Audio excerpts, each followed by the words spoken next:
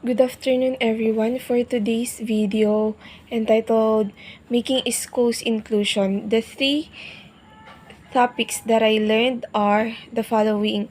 It is taken from what can stakeholders do to create inclusive cultures. So first is set parameters for inclusion, wherein in this part, the government doesn't neglect the opportunities of teachers to improve them better.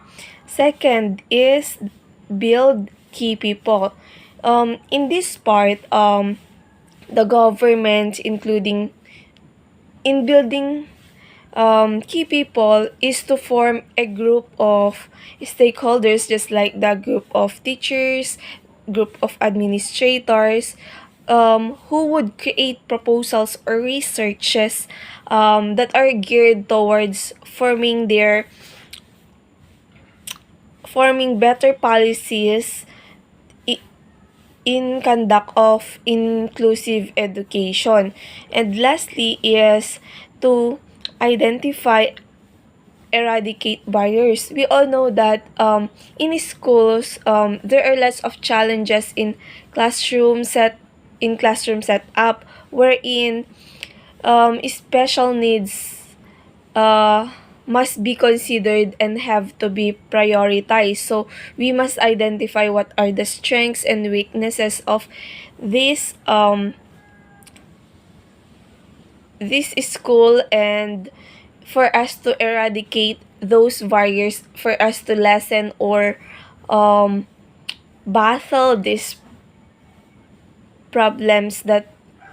barriers rather that the school is facing. And lastly is the two insights or reflection. So first is inclusion is as much that responsibility of society as it is the responsibility of schools, because sometimes stakeholders which invest success and welfare and success of the school and its students, just like the teachers, staffs, parents, and many more.